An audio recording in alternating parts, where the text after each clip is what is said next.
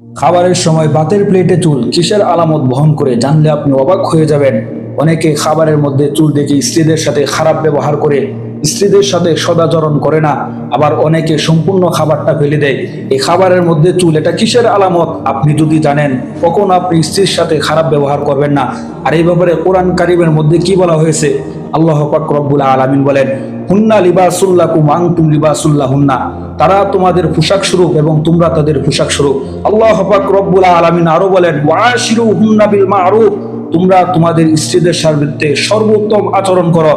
হুজুর সাল্লাল্লাহু আলাইহি ওয়াসাল্লাম যখন বাড়িতে আসতেন, আম্মাজান আয়েশা রাদিয়াল্লাহু আনহা তিনি বর্ণনা করেন, সর্বপ্রথম হুজুর এসে আগে আমাদের কাজের মধ্যে সহযোগিতা করতেন, এবং কি অনেক সময় দেখা যায় হুজুর নিজের তরবারি দ্বারা আমাদের তরকারিগুলা কেটে দিতেন।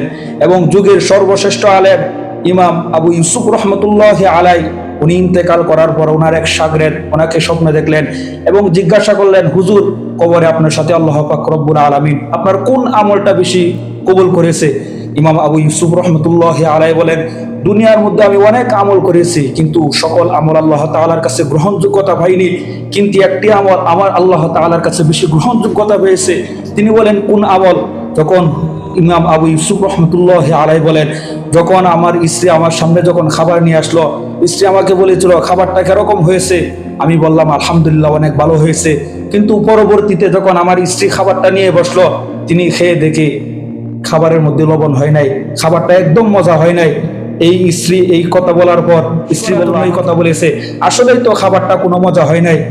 তখন স্ত্রী আমার জন্য হাত তুলে দোয়া করলেন, আল্লাহ পাক রব্বুল আলামিন এই আমলটা সবচাইতে বেশি কবুল করেছেন, আর এটার উসিলায় আমাকে জান্নাত দিয়ে দিয়েছে। সুবহানাল্লাহ। এবার আসুন, খাবার পেটে তুলে এটা কিসের আলামত বহন করে? আমরা অনেকে নিয়ে অনেক ঝগড়া করি, স্ত্রীদের সাথে অনেক খারাপ ব্যবহার করি। আসলে এটা কিসের আলামত? অধিকাংশ মুহাদ্দিসিনে কেরাম এবং উলামায়ে কেরাম এটার ব্যাখ্যা করেছে, কেউ যদি খাবারের প্লেটে চুল দেখে, বরং চিন্তার কোনো কারণ নেই, বরং আল্লাহ পাক রব্বুল আলামিন তার রিজিক আরো বাড়িয়ে দেন। সুবহানাল্লাহ। আল্লাহ পাক রব্বুল আলামিন বলেন, ওয়ামা মিন দাব্বাতিন ফিল আরদি ইল্লা আলাল্লাহি রিজকুহা। পৃথিবীর মধ্যে যত প্রাণী রয়েছে সকল প্রাণীর রিজিকের ব্যবস্থা আল্লাহ পাক রব্বুল আলামিন করেছেন। সুতরাং খাবারের মধ্যে চুল, অধিকাংশ উলামায়ে কেরাম তাদের কিতাবের মধ্যে এই কথাই লিখেছেন যে আল্লাহ পাক রব্বুল আলামিন তার রিজিক বাড়িয়ে দেন। সুবহানাল্লাহ। এজন্য আমরা স্ত্রীদের সাথে ভালো ব্যবহার করব, স্ত্রীদের সাথে খারাপ আচরণ করব না। আল্লাহ পাক রব্বুল আলামিন সবাইকে সুন্দর আচরণ করার তৌফিক দান করেন। আমিন।